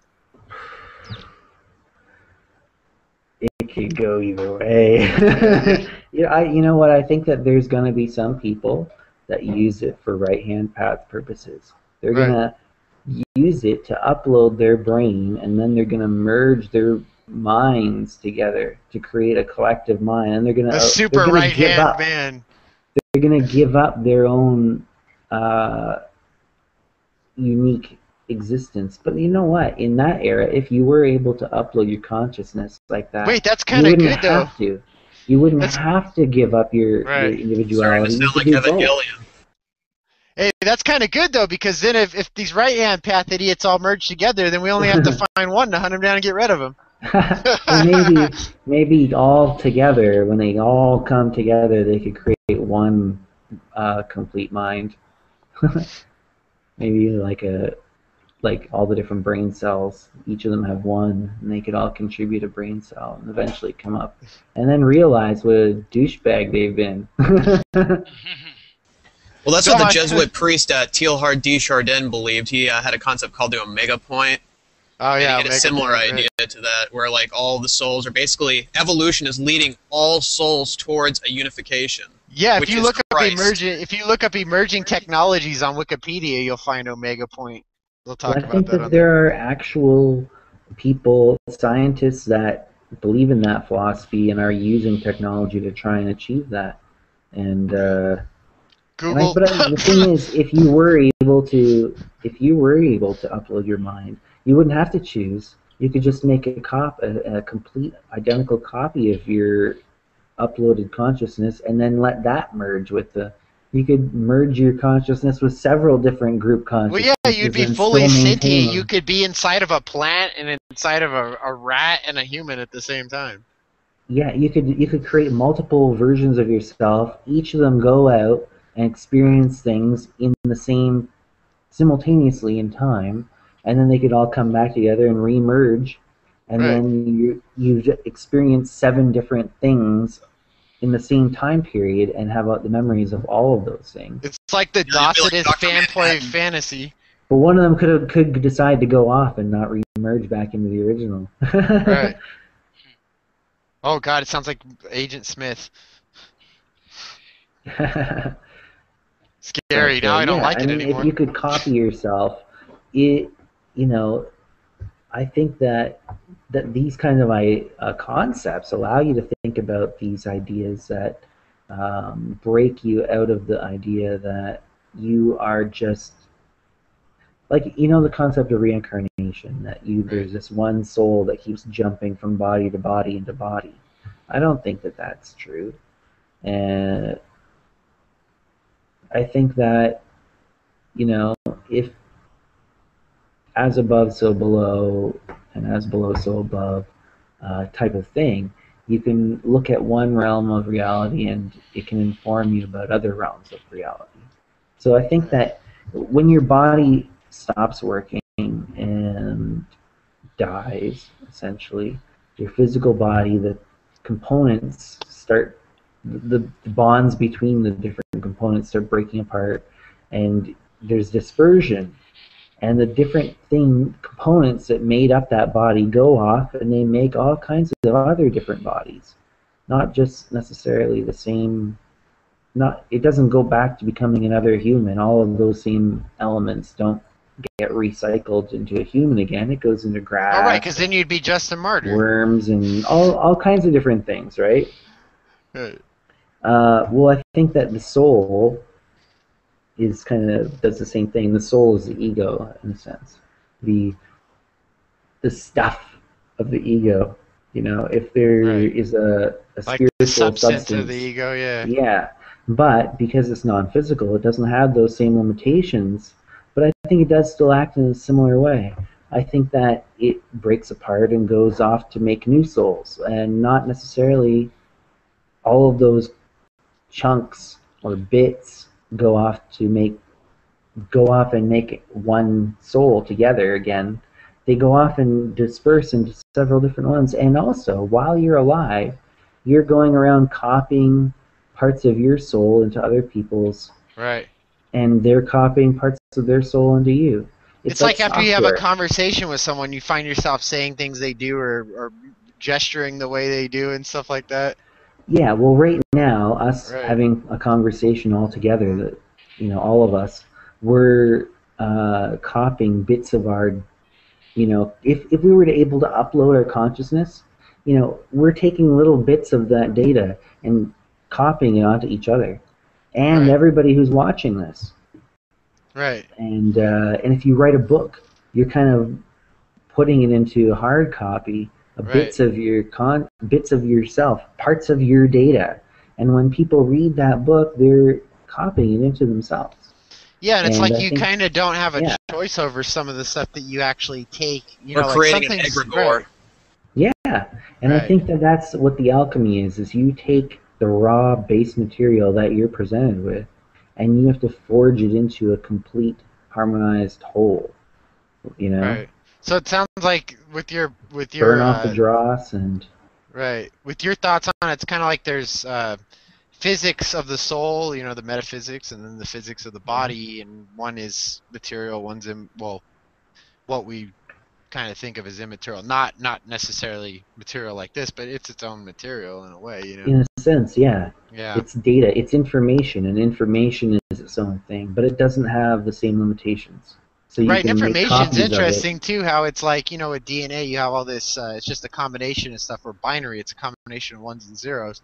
Well, It's a just like pattern. words on a Yeah. page, you know, like there's that idea that, what was it called? Anthony Peake was talking about it. I think Alex will know. You know where that idea of having that book where every combination of every word ever is written down? And Brad probably knows it too. Wow. Are you talking about the Akashic record? Yeah, yeah, exactly that. That's it. What about it? I don't know. I think like I don't know. For some reason, I just got this feeling like that ties into that. It's weird. I'll discard that for now. You know, It's too much to think about right now. Speaking of the singularity, I don't know if you realize this, James, that, you know, Ray Kurzweil, he kind of goes into this whole weird, wild speculation that like all inanimate matter in the universe will become computer components, and then all suddenly will become linked together to awaken some kind of universal consciousness, which will then kind of proceed to expand to other parallel universes, which is like Right, really, right, yeah, he has that idea. really nuts. I mean, it's interesting, but I mean, I don't know. Crystallization Don't you of think Corona. some will resist? Yeah. You know, what happens it's if like you the Borg. resist? Yeah, Are it's you Borg. going to get absorbed anyways, you know? Right. Forcibly? Well, hopefully she's hot. Yeah, it's like the Human Instrumentality Project in Evangelion. It just reminds me of like really terrible old B movies about like future chicks that come to seduce people in the past or something. Oh yeah, so this idea of Like a succubus computer program. of taking bits of your soul or your data Right. and kind of like creating an artifact that houses it. Right. It's like a book, right? If you've written a book, it's one way of copying part of yourself onto something that will persist after you go, and your soul will go on to have an influence in the world, you know, possibly long after your physical body has stopped working. The And this is a Egyptian way to immortality. gain a certain form of immortality. Yeah, exactly. Right. There's this formula for immortality that I heard, and it was like quoted to Anonymous, right? Like, who knows who said it, but it really kind of stuck with me, the concept behind it at least. And it's a 3-step process. In order to gain immortality, you need to do 3 things. You need to plant a tree, write a book, and raise a child. Oh wow. And I guess that's I'm on step 2 right now. So in a sense, it's like trying to say, do things that will allow your influence to continue. Do you have to write your book with the tree you planted? After you're dead. Oh no! Smart ass. The tree hopefully is alive after you're dead. Yeah. But hopefully the tree continues to lives grow on as a and book. produce more trees. It makes many books, and other people write their books on it. Yeah, I mean, look at Crowley. You know, he was able to do that. You know, how much is his influence continued, and how many people just try and become copies of Crowley, and some people even believe themselves to be, and in a sense they are. They've reincarnated a lot of Crowley's ideas, and they're continuing to influence the world based on concepts that Crowley put forth while he was alive. Yeah. And they're embodying it in a sense, in a very real sense. They all are reincarnations of Crowley, but they're also their own individual person too. Hello, Carl Jung. Hello.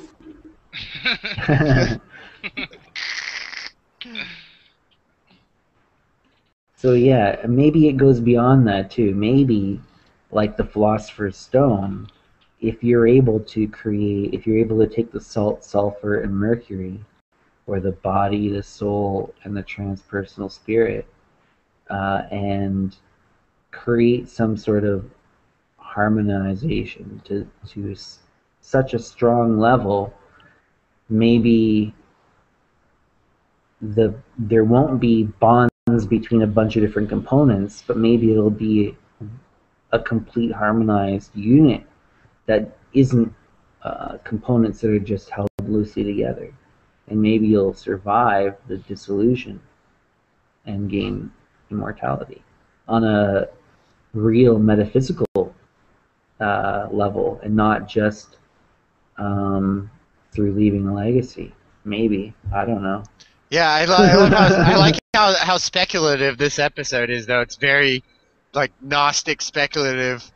It's very Yeah, good. like anybody who claims to know, Yeah. they're bullshitting. Yeah, right.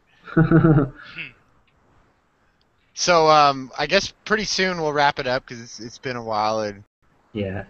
I'm sure everyone has some stuff they want to do. And I personally need to get back to season 2 of Game of Thrones, and see my celebrity crush in action. But I haven't gotten to season 2 yet myself, but it's good so far. You'll like it. And yeah, because the Khaleesi is my wife. Because the call died, so she's free for the taking. And so I figured we'll get a few more questions out of Brad and Alex. If there's any nagging questions you guys need to get out, well, we can, because we're gonna get Jeremy on again in the future for sure. yeah. So if you guys want to really fun. Okay, so if you guys want to get a couple questions and maybe a couple each, go for it. Well, if I ask this question, it might turn into another hour. But well, I'm not gonna ask any more questions. I'm just gonna. Well, Jeremy can answer it any way he wants. Basically, my question is, how does he view Satan and Lucifer as the same being? I don't know if we talked about that earlier, or maybe we did. Yeah, it's an awesome question. I used to think of them as the same when I was young, and then I started getting into the occult understanding of it and Gnostic understanding of it, and I started to think of Satan as being the demiurge and Lucifer as being the serpent and Jesus. God, that's kind of how I see it. But I've kind of moved on from that as well and evolved my understanding of it to more of a Catonic or like Hades, kind of a gatekeeper type thing, where Satan, as the king of hell that keeps all of the damned souls in hell and keeps them from coming up to earth to bother the living humans that are above ground. It's a symbol of the shadow keeping the repressed parts of ourselves, or the scary stuff, the things we can't accept, segregated from our conscious mind. And so Satan, to me, is, when I think of that, I think of more as that function that protects the conscious mind from those things. And Lucifer is that same thing, but you've achieved a different relationship with that function of yourself, and it's actually allowing some of it to reach the conscious mind so that you can actually process it. So it's kind of two sides of the same coin. It's a gatekeeper, but when you call it Satan, you're in an adversarial relationship with it, where it's trying not to let you see that stuff, and it's trying to scare you away from looking deeper. And at the beginning, when you're an initiate, it's trying to keep you away from it. And a lot of people run screaming back to Orthodoxy because they get scared by something that freaks them out, and it's their own shadow most of the time. Listen to the stories. They've been scared off by their own shadow, literally. Like a little kid. And they run screaming back to Orthodoxy because it's comforting. And but if you press through that, you develop you press through the fear to allow yourself to accept truths that are not necessarily comfortable. Then you develop a relationship with that part of yourself that is actually teaching you. It's initiating you. It's bringing the light. It's bringing things from the darkness into the light so you can see them and deal with them and integrate them and understand them and appreciate them for what they are, and not kind of freak out and just run away. I feel like these last couple episodes are building up towards our Simon episode. It's getting even more teasing because we keep talking about, like, tonight and last night we talked about familiar spirits, or the twin or the shadow, and it's just crazy. I like that. It's pretty good. And what did Brad just change his picture to? Oh no. Hermaphrodite. Yeah. Yeah, so I came full circle, basically. Originally, I thought they were the same. And then I thought they were different, and now I think they're the same again. In a sense. I'm like that, though. 1 minute, I'm like, maybe it's this, and, then I jump to the next. Give me at the right time of day and the right mood, and my mind changes. They're just sequences of either letters or a sequence of sounds, frequencies of, air vibrations that we produce with our throats and mouths. It's what it actually means that matters. And I think that right now, the thing that makes the most sense is for me to think of the adversary, or Satan, as the shadow function, because of all the mythology around it, that it's kind of like that Hades function that keeps the damned locked away. And then Lucifer is that same thing, but it's trying to teach you to take over his position, so that doesn't even have that position. That position isn't even necessary anymore, And that's, I think, what it really means when in Thelema they talk about when you cross the abyss, you leave your holy guardian angel behind. I think it's because you become it. You are it, And but that doesn't mean I want to give up my ego. Just because I've become my shadow, and I are not my shadow and I. It's just all that I am, the complete harmonized self at that point. And so the holy guardian angel was really you the whole time. And that's why when you cross the abyss, you lose it, because you become it. Right. It's no longer necessary. But that reminds me. Go ahead. Yeah. It's still kind of a different end goal, the left-hand path and right-hand path. Oh, what's that? Is that the guy that you were talking about? You still have to make before? the Toll House cookies thing. Oh, the guy with the blood-type chocolate? Yeah. Vanilla today. Oh yeah. White chocolate. Strawberry milk? Yeah, strawberry milk. Banana milk. Oh my god, Brad. I don't even know who this guy is. You actually have the potential to actually meet him. You're in Canada, right? Yeah. You go knock on the monastery door, say, hello, is Lazar there? And dress up like a magician and say, dress up like Simon Magus from the I'll put on my nemesis. the old Simon Magus movie. I'll put on my Egyptian nemesis. Yeah, do that. Yeah, do that with a platter of cookies. He'll freak out and have a heart attack. Toll House cookies?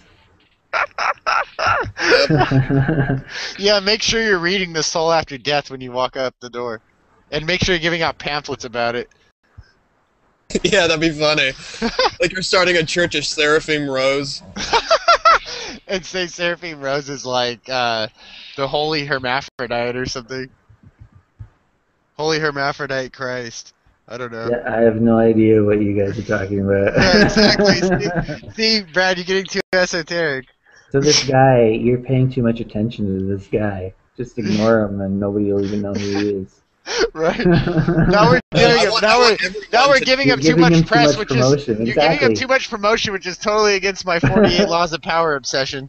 Yeah, there you go. Get rid of that picture.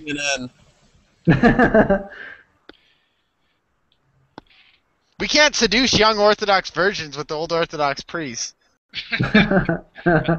Or can you? Or Can you? unless you drug them. So do you have any more questions, or are you just going to talk about this guy you don't like? Yeah, Brad, do you have a question? One more question, then we're going to wrap it up. Are you going to write a book? That's a good question. Yeah. Yes. The answer is yes. I'm going to write more than one. I'm in the process of writing a piece for collaborative work for the Luciferian Research Society,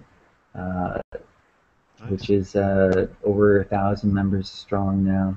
And we're creating a book of shadows for the basically a bunch of people are going to contribute pretty much practical article on some form of occultism, and we're publishing it, and then it's going to help fund the community and the projects of the community, like the convention and things like that. But I'm also writing some books that I'm going to publish that are just me. I've got some rituals that I want to put out that that I tried to create from first principles as much as possible, and not base it off of the mystical traditions of organized right-hand path religions as much as possible. And to give an example of, that's from the... That's going to be the picture France? That's from René Le Chateau. That's going to be the picture for this episode. That's the logo. I'm going to put our logo writing over it. Abandon all hope, all ye who enter here. Yeah. I figured that would be genius, and it's right after the Cathar episode, so why not? I've got René Le Chateau on the mind. Yeah, so I got one that it's going to come out with some rituals to help people, with ideas on how to create rituals, examples of how you can create rituals that I've give people inspiration. Like I've tried to create these rituals from first principles, built up from left-hand path principles, and giving them out so people can use them as is, or they can use them as inspiration to create their own. And then I'm also going to create. I'm also partway through writing a book on just like a sequence of lessons, like a curriculum, essentially, for people who want to learn left-hand path occult practice. Left-hand catechesis. Yeah, and it's not just ritual practice; it's actual occult practice, like astral work and lucid dreaming and concentration. All the cool stuff. Good stuff, yeah. Well, I definitely look forward to checking it out. You gotta let me know when it comes out. It's not going to be in this book, but another thing that I think of is really important is worldly stuff. You gotta try and create a situation where you're not poor. You see a lot of occultists that are poor, and that you don't have to be poor. There's ways of, if you're smart and you're into learning about occultism, you should be smart enough to figure out ways of not being poor. Right. I totally agree with that. I think that would be a very beneficial book too. Yeah, maybe one day I'll come out with a book like that. But I've been putting out some videos about that kind of stuff lately. In fact, speaking of your videos, how about you take time and plug your YouTube channel so people know where to find you? They can see more of Jeremy Crow. Yeah, zigguratofenki.org. Redirect For those who don't know how to spell channel. cigarette, please spell that for them. ZIGGURAT There you go. OFENKI.org. Yeah. Just And that'll in redirect my case somebody YouTube doesn't know. channel. I know how you spell it, but you know. Just in Oh case. yeah, Z is the same thing as Z Yeah, yeah. for Americans. Zed's dead, baby's head's dead. Off with his head. Pulp Fiction, my favorite movie. All right. Yeah. Oh yeah. So yeah, you got to know I'm obsessed with Tarantino too. I think I let off too much of my obsessions tonight. I think we all have our little obsessions. But Oh yeah, and if anybody wants to join the Luciferian Research Society, it's not just for Luciferians, it's for all left-hand paths. Like I said, there's over 1,000 members on there already. Luciferianresearch.org.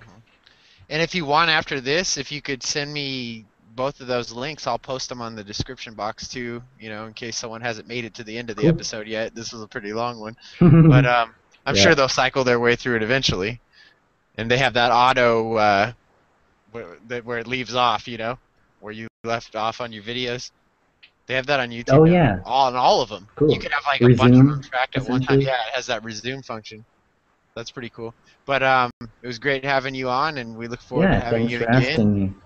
And I think it's awesome. You're going to be doing those books, and you got your websites plugged right here, and maybe you'll hear from some people soon. That'd be great. Yeah, it'd be awesome. All right. So this Yeah, is thanks James, Alex, Brad, and Jeremy Crow, and I hope you guys watching enjoyed the episode, and join us next time at Aeon Arcanum.